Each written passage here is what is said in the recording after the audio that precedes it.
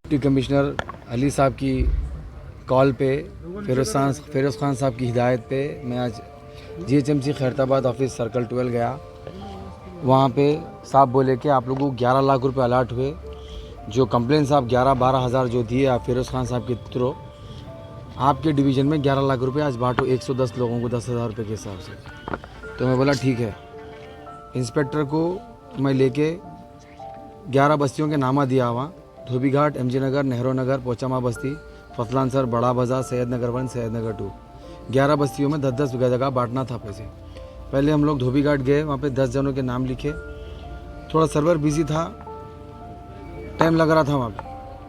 हम लोग वहीं बैठे हुए, जाफर हुसैन मेरा साहब MLA नामपल्ली कॉन्स्टिट्यूंसी के MLA आके सीधा मेरे को एक पचकड़ मारे। पहले मेरे एरिया में तू क्या को माँ को चुदारा बोल के मारते उनके पीछे उनके चमचे पूरे मेरे आंख पे गिरे या मेरे चेहरे पे।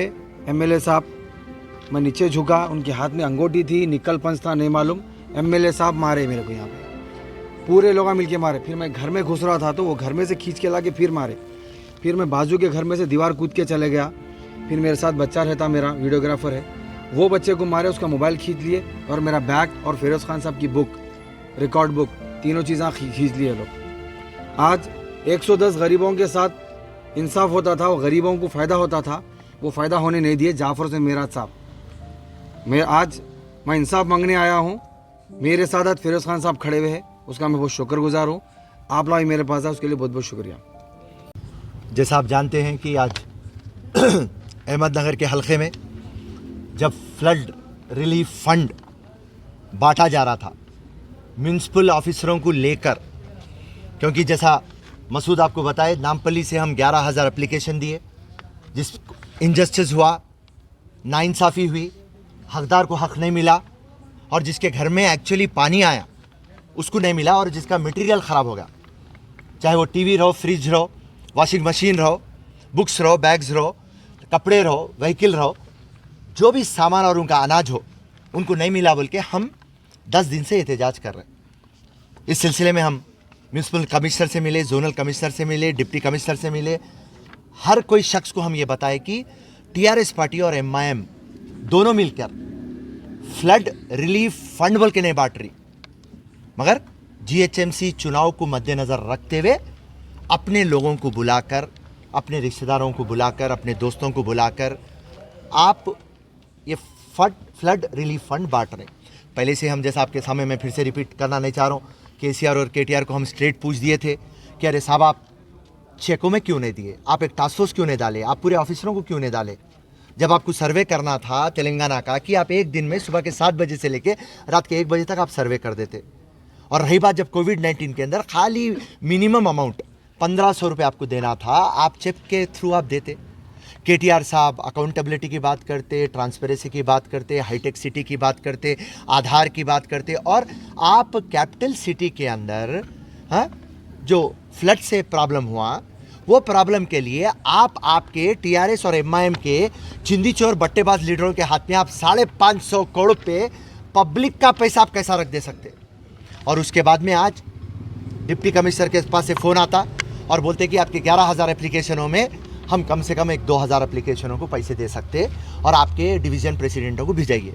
वो सिलसिले में एक डिवीज़न प्रेसिडेंट जो हमारे मसूद है अहमदनगर के, उनको हम भेजाए, 11 लाख रुपए म्यूनसिपल कमिश्नर सैंक्शन करे और म्यूनसिपल ऑफिसरों को दिए। तो जहाँ पे हकदार थे वहाँ पर मसूद पहुँच गए, और उतने में मुझे फ़ोन पे इत्तला मिलती, वहाँ पे जाफ़र हुसैन MLA आ जाते, और जैसा अभी हमारे भाई साहब बोले, मेरे एरिया में क्या करता बोल के इसको मारते।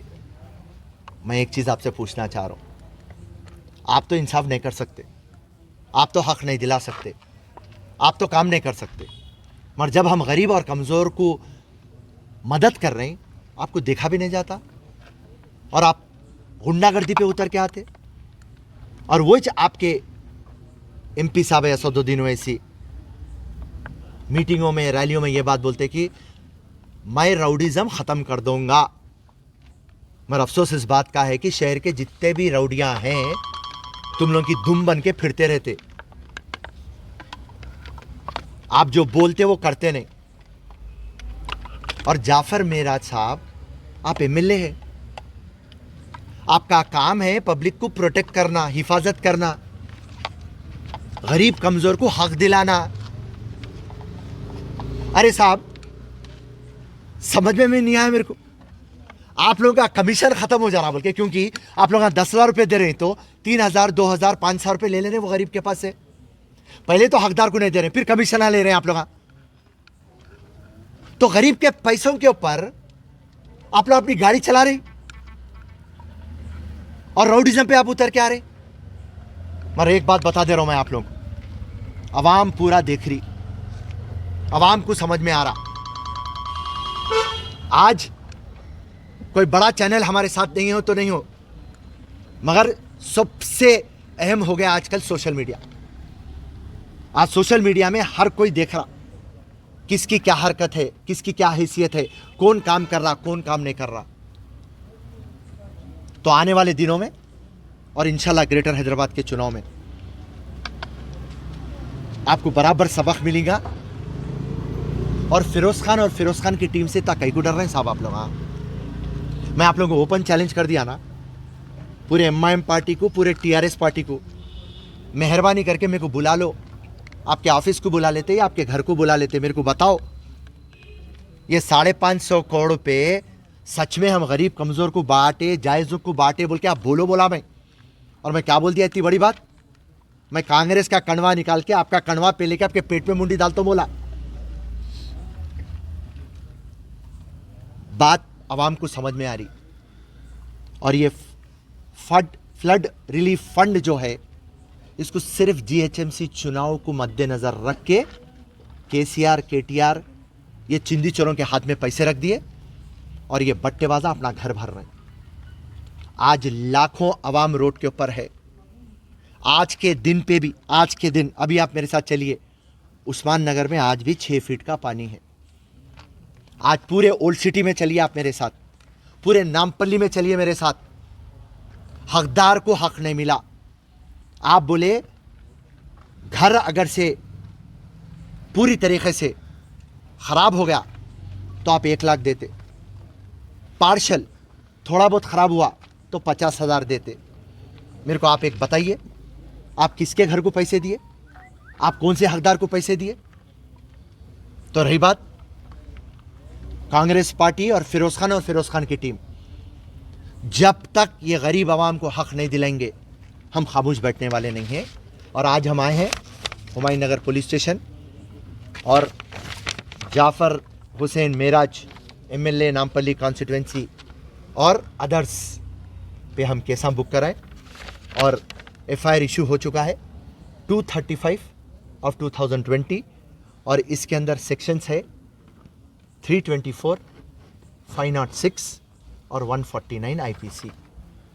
और रही बात, मेरे को इत्तला मिली कि बस्ती में ये लोग औरतों को भी ढक ले। कल मैं वो औरतों को भी यहाँ पुलिस स्टेशन में प्रोड्यूस करूँगा। एंड और एक चीज़, अगर से सेम काम फिरोज खान करते, खाली ये लोग डिस्ट्रीब्यूशन कर रहे मैं चले जाता, तो ये लोग म्यूनसिपल ऑफिसरों से कंप्लेंट दिलाते मेरे ऊपर कि मैं आके दादागिरी करा, या पुलिस वालों को ढकल दिया बोल के पुलिस वालों से कंप्लेंट दिलाते कि मैं उनको गालियाँ दिया और मेरे ऊपर नॉन बेलेबल सेक्शन 353 बुक हो जाता। आज देखिए आर्टिकल 14 ये बोलता कानून सबको एक है, नोबडी इज अबव लॉ। और एक कानून एमआईएम पार्टी को, एक कानून फिरोज खान और फिरोज खान की टीम को। आज तक अगर से ये हरकत हमारे से होती, अब तक पूरे म्यूनसिपल ऑफिसरों को बुला के केसा हमारे को बुक करा के अब तक बिठा के हमारे को मजिस्ट्रेट के पास प्रोड्यूस कर देते थे, नॉन बेलेबल जाओ रे भाई चंचल गुड़ा बोल के भिजा देते थे।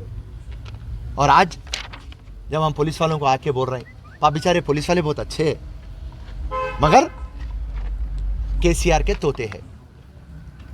और केसीआर का चेला कौन है? असदुद्दीन ओवैसी, एंड उसका पट्टा जाफर। तो पुलिस वाले आगे पीछे हो रहे थे और मैं पुलिस वालों को वार्निंग दिया, अगर से आप ये केस नहीं बुक करेंगे मैं हंगामा कर दूंगा, यहाँ पे बैठ जाऊंगा, यहाँ से जाऊंगा नहीं। उसके बाद में बड़े बड़े ऑफिसरों से बात करके ये केस बुक करे। और रही बात आवाम को पैसे दिलाने की बात, जो मैं लास्ट टाइम म्यूनसिपल ऑफिस में बोल चुका हूँ और आज फिर से कमिश्नर से मेरी बात हुई और कमिश्नर मेरे को वादा करे कल शाम तक जो भी हकदार हैं हम उनको पैसा देंगे। और मैं फिर से उनको बोल दिया और वार्निंग दे दिया, अगर से कल शाम तक अगर से एक भी हकदार बाकी है तो मैं उसको ले लेके प्रगति भवन चीफ मिनिस्टर के घर में घुस जाने वाला हूँ। तो अब KTR और म्यूनसिपल कमिश्नर मेहरबानी करके गरीब कमज़ोर को आपका हक दो। टीवियों के ऊपर बकवा न को करो, प्रेस में बहुत बकवा करते तुम लगा, मगर ग्राउंड रियलिटी में कुछ भी नहीं करते। बट्टेबाजी छोड़ो, नंगे पने छोड़ो, गरीब को और कमज़ोर को इंसाफ करो। जय हिंद, जय कांग्रेस।